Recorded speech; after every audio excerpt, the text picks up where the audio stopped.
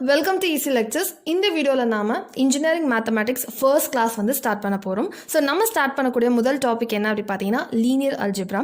So linear algebra அப்படிங்கிறது ஒரு இம்பார்ட்டன்ட்டான ரொம்ப ஈஸியான ஒரு டாபிக். எல்லா சிலபஸ்லயுமே இருக்கக்கூடிய first டாபிக் இதுதான். Matrices and Determinants.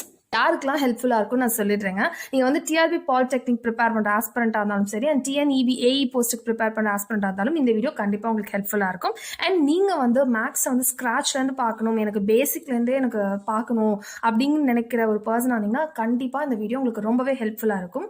ஸோ வீடியோவை ஸ்கிப் பண்ணிடாமல் லாஸ்ட் வரைக்கும் ஃபுல்லாக பாருங்கள். அண்ட் இந்த வீடியோ தான் நீங்கள் ஃபர்ஸ்ட் டைம் நம்ம சேனலில் பார்க்குறீங்க அப்படின்னா நம்ம சேனலில் இருக்க மற்ற வீடியோஸையும் உள்ளே போய் பாருங்கள்.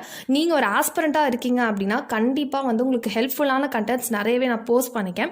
அண்ட் ECE லெக்சர்ஸை சப்ஸ்கிரைப் பண்ணிக்கோங்க, பக்கத்தில் இருக்க பெல் ஐக்கானையும் கிளிக் பண்ணிக்கோங்க. அப்போ தான் நான் போடுற வீடியோஸ் எல்லாமே உங்களுக்கு நோட்டிஃபிகேஷன் வரும், நீங்களும் நம்ம வீடியோஸை மிஸ் பண்ணாமல் பார்க்கலாம். வாங்க வீடியோக்குள்ளே போகலாம். லீனியர் அல்ஜிப்ராவில் இருக்கக்கூடிய சப் டாபிக்ஸ் என்னென்ன வந்து சிலபஸில் மென்ஷன் பண்ணியிருக்காங்கன்னு ஃபர்ஸ்ட் பார்த்தலாம். ஸோ டிஆர்பி பாலிடெக்னிக் சிலபஸில் பார்த்தீங்கன்னா matrix algebra, system of linear equations, eigen values and eigen vectors. அதே மாதிரி டிஎன்இபியில் solving system of equations, rank of matrix, eigen values and eigen vectors, reduction of quadratic to canonical form. இது ரெண்டுமே பார்த்தீங்கன்னா mostly வந்து காமனான டாபிக்ஸ் தான். இது ஒன்று மட்டும் தான் டிஎன்இபியில் எக்ஸ்ட்ரா வரக்கூடிய ஒரே டாபிக். மற்றபடி இந்த வீடியோஸ் பார்த்தீங்க அப்படின்னா இந்த டாபிக்ஸ் எல்லாமே நம்ம வந்து கவர் பண்ண போகிறோம். ஸோ ஜென்ரலாக ரிப்பீட்டடாக கேட்கக்கூடிய கொஸ்டின்ஸ் வந்து எந்தெந்த டாபிக்ஸ் அப்படி பார்த்தீங்கன்னா, ஒரு மேட்ரிக்ஸ் கொடுத்து அதோட ரேங்க் ஃபைண்ட் அவுட் பண்ணுற மாதிரி, அண்ட் ஒரு செட் ஆஃப் லீனியர் ஈக்குவேஷன்ஸ் கொடுத்து அது கன்சிஸ்டண்ட்டாக இன்கன்சிஸ்டண்ட்டான்னு கண்டுபிடிக்கிறது, அண்ட் ஐகன் வேல்யூஸோட ப்ராப்பர்ட்டிஸ்லேருந்து நிறையவே கொஸ்டின்ஸ் கேட்பாங்க. அண்ட் பார்த்தீங்கன்னா நெக்ஸ்ட்டு ஒரு செட் ஆஃப் ஈக்குவேஷன்ஸ் வந்து இது வந்து கன்சிஸ்டன்ட் இல்லை இன்கன்சிஸ்டன்ட் அவங்களே மென்ஷன் பண்ணிடுவாங்க. அதில் இருக்கக்கூடிய அந்த கேங்கிற வேல்யூ ஃபைண்ட் அவுட் பண்ணுற மாதிரி இந்த மாதிரி கொஸ்டின்ஸ் வந்து ரிப்பீட்டடாக வந்து எக்ஸாம்ஸில் கேட்குறாங்க. ஜென்ரலாக மேட்ரிக்ஸை வந்து இப்படி தான் டினோட் பண்ணுவாங்க. ஸோ இந்த M cross N அப்படிங்கிறது என்னென்னா order of the matrix. So M வந்து என்னென்னா ரோஸை டினோட் பண்ணுது, N வந்து என்னென்னா காலம்ஸை டினோட் பண்ணுது. ஸோ இப்படி இருக்கக்கூடிய எல்லாமே பார்த்தீங்கன்னா உங்களுக்கு ரோஸ், இது ஃபர்ஸ்ட் ரோ செகண்ட் ரோ, அதே மாதிரி இது வந்து என்னென்னா columns, first column second column. இந்த மாதிரி ஜென்ரலாக number of rows equal to number of columns அப்படின்னா அந்த மேட்ரிக்ஸ் வந்து ஒரு ஸ்கொயர் மேட்ரிக்ஸ். அதை நம்ம சொல்கிறோம் இல்லையா, 2x2, 3x3 இந்த மாதிரி மேட்ரிக்ஸஸ் எல்லாம் பார்த்தீங்கன்னா ஸ்கொயர் மேட்ரிக்ஸ். இப்போ வந்து நம்பர் ஆஃப் ரோஸும் நம்பர் ஆஃப் காலம்ஸும் ஈக்குவலாக இல்லை அப்படிங்கிற பட்சத்தில் அந்த மேட்ரிக்ஸ் பேர் என்னன்னா ரெக்டாங்குலர் மேட்ரிக்ஸ். அதாவது 2x3, 3x1 அந்த மாதிரிலாம் வருது இல்லையா, அது வந்து ரெக்டாங்குலர் மேட்ரிக்ஸ். லைக் 1 2 3 4 5 6. ஸோ இது வந்து என்னன்னா 2 into 3, 2 rows 3 columns இருக்கக்கூடிய மேட்ரிக்ஸ். ஸோ இது மாதிரி அன்ஈக்குவலாக இருக்கக்கூடியது என்ன மென்ஷன் பண்ணாங்கன்னா ரெக்டாங்குலர் மேட்ரிக்ஸ் அப்படின்னு சொல்லுவாங்க. நெக்ஸ்ட் பார்த்தீங்கன்னா ஒரே ஒரு ரோ மட்டும்தான் இருக்கு அப்படின்னா அந்த மேட்ரிக்ஸ் பேர் என்னன்னா ரோ மேட்ரிக்ஸ். ஒரே ஒரு ரோ மட்டும்தான் இருக்கு அப்படின்னா ரேண்டமாக ஒரு நம்பர். ஸோ ஒரே ஒரு ரோ 1 into 3 காலம்ஸ் இருக்கு, பட் ஒரு ரோ தான் இருக்கு. இது மாதிரி இருக்கக்கூடியது ரோ மேட்ரிக்ஸ். ஸோ நெக்ஸ்ட் பார்த்தீங்கன்னா ஒரே ஒரு காலம் மட்டும் இருக்கு அப்படின்னா அந்த மேட்ரிக்ஸை வந்து காலம் மேட்ரிக்ஸ் அப்படின்னு சொல்லுவாங்க.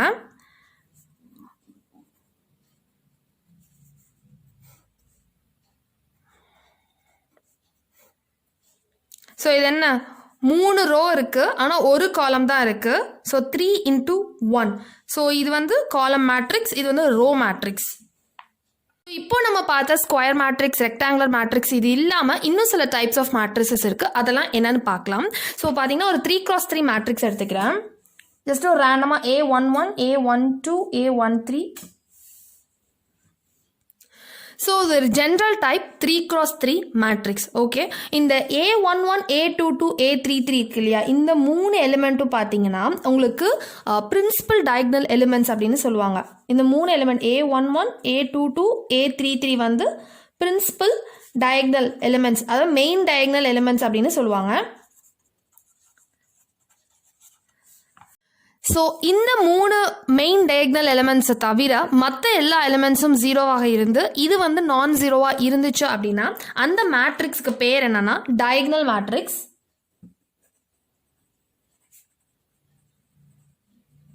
ஸோ ஒரு எக்ஸாம்பிள் சொல்கிறேன்.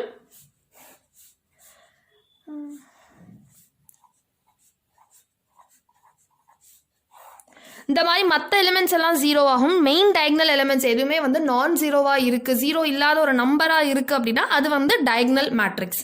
நெக்ஸ்ட் வந்து இந்த மெயின் டயக்னல் எலிமெண்ட்ஸ் இருக்கு இல்லையா, இது எல்லாமே ஒரே நம்பராக இருக்குது அப்படின்னா அது வந்து ஸ்கேலார் மேட்ரிக்ஸ்.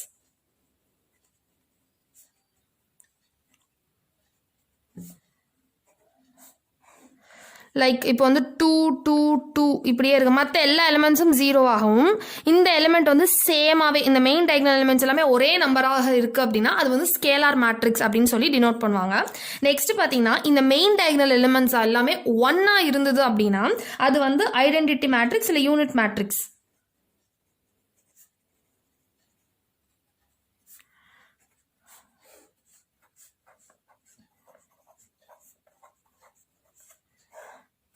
ஸோ இதே போல் இது வந்து ஒரு 3x3 யூனிட் மேட்ரிக்ஸ். அதே மாதிரி ஒரு 2x2க்கும் யூனிட் மேட்ரிக்ஸ் இருக்கலாம் அந்த மாதிரி.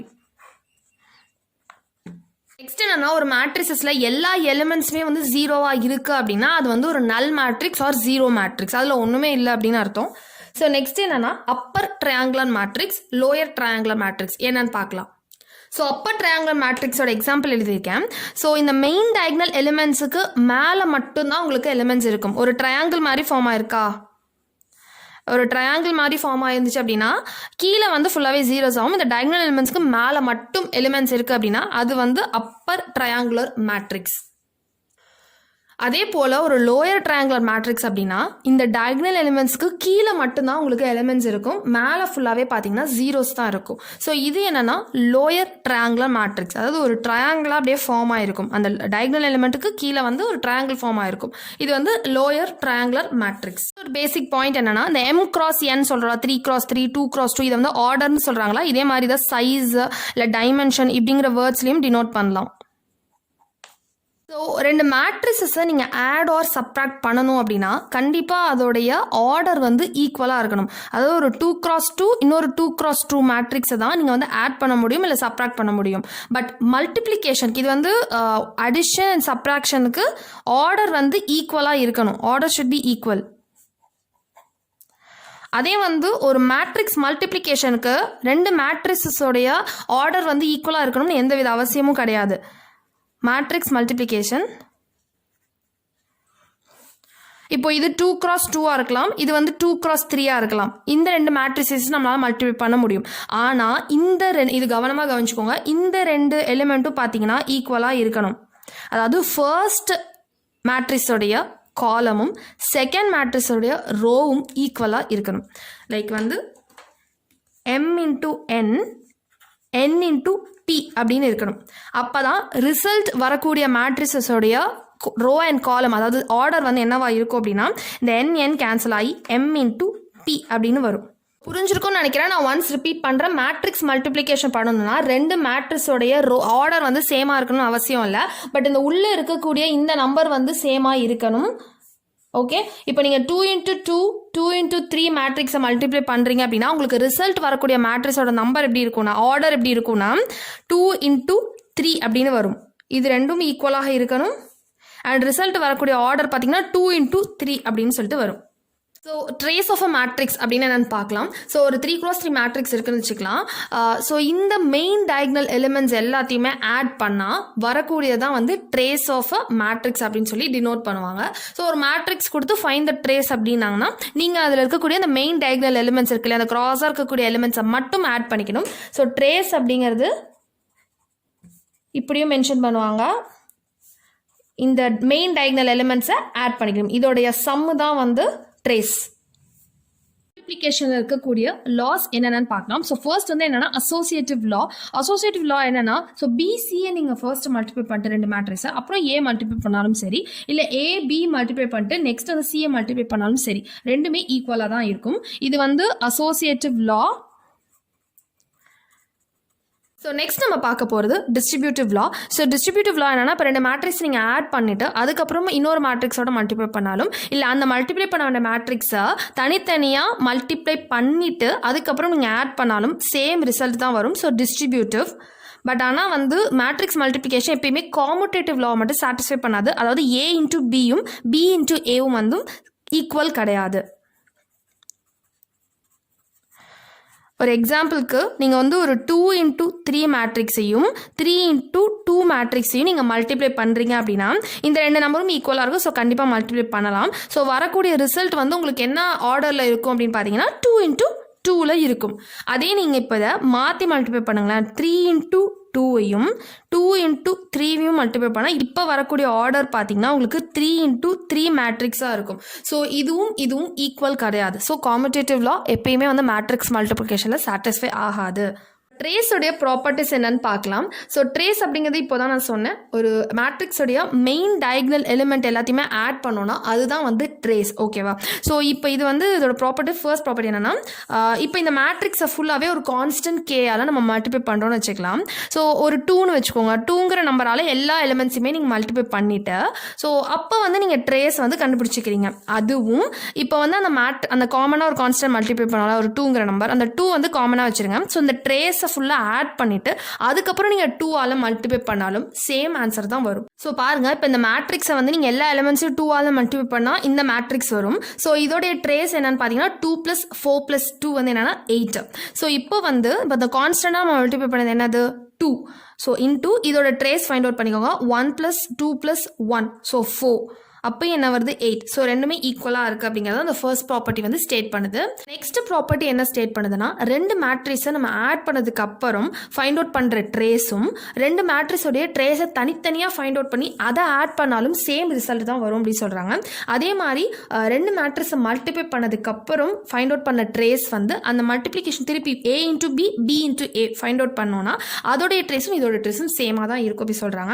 நீங்கள் வந்து இந்த இடத்துல புரிஞ்சுக்கணும், like A into B is not equal to B into A. அதாவது commutative law வந்து satisfy பண்ணல, பட் இது வந்து ட்ரேஸ் வைஸ் பார்க்குறப்போ இது வந்து ஈக்குவலாக தான் இருக்கும். ஸோ வீடியோட எண்டுக்கு வந்தாச்சு. இந்த வீடியோவில் நான் கவர் பண்ணியிருக்க எல்லாமே பேசிக்ஸ் தான். இது எல்லாமே உங்களுக்கு அண்டர்ஸ்டாண்ட் ஆயிருக்கும்னு நம்புகிறேன். உங்களுக்கு ஏதாச்சும் டவுட் இருந்துச்சு அப்படின்னா அதை கமெண்ட்டில் சொல்லுங்கள். கண்டிப்பாக நான் அந்த டவுட்டை வந்து கிளாரிஃபை பண்ணுறேன். அண்ட் இதே மாதிரி இன்னும் நிறைய டைப்ஸ் ஆஃப் மேட்ரிக்ஸஸ் இருக்குது, இன்னும் நிறையவே வந்து ப்ராப்ளம்ஸ் இருக்குது. இது எல்லாமே வந்து நம்ம அப்கமிங் வீடியோஸில் அடுத்தடுத்து பார்ப்போம். அந்த வீடியோஸ் எதையுமே நீங்கள் மிஸ் பண்ணிடாதீங்க, கண்டிப்பாக உங்களுக்கு ஹெல்ப்ஃபுல்லாக இருக்கும். அண்ட் இந்த வீடியோ உங்களுக்கு பிடிச்சிருந்துச்சு அப்படின்னா ஒரு லைக் பண்ணுங்கள்.